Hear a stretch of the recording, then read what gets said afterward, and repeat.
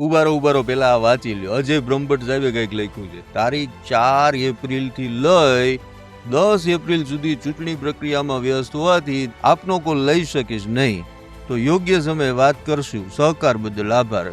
હવે તમને એમ થતું હશે કે આ બ્રહ્મભટ્ટભાઈને વળી એટલું બધું કેવું કામ કે ચૂંટણીમાં તેઓ કોઈનો એક ફોન પણ ન લઈ શકે? ના, એવું નથી. એની પાછળ કંઈક બીજું કારણ છે. ટિકિટની ભલામણ અને લોબિંગથી આ ભાજપના નેતાઓ હવે થાકી ગયા છે. કેમ કે ગમે તે ફોન કરે, સાહેબ અજયભાઈ આપણાનું કરાવી દેજો ને ટિકિટનું, આપણા સંગાત છે, બહુ કામના માણસ છે. બસ આવા અઢળક ફોનથી પ્રદેશ ભાજપના પ્રભારી અજય ભટ્ટે ફેસબુક પર આવી પોસ્ટ મૂકવી પડી છે કે ભાઈ 10 તારીખ સુધી તો ફોન જ ન કરતા, ને જો કરશો ને તો હું ઉપાડીશ નહીં. કેમ કે આડે દિવસે કોઈ અજયભાઈને ફોન ના કરે.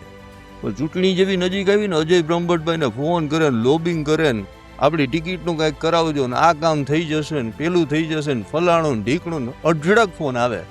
જેના કારણે હવે આ જે નેતાઓ છે ને એ થાક્યા છે ને એને ફેસબુક પર આવી રીતે જાહેરમાં જ લખી દીધું કે ભાઈ આપને ફોન કરવો જ નહીં, ચૂંટણી પછી વાત કરશું. ત્યારે અજયભાઈની આ ફેસબુક પર જે પોસ્ટ છે તેને લઈને તમારું શું કહેવું છે? કમેન્ટ કરીને જણાવો.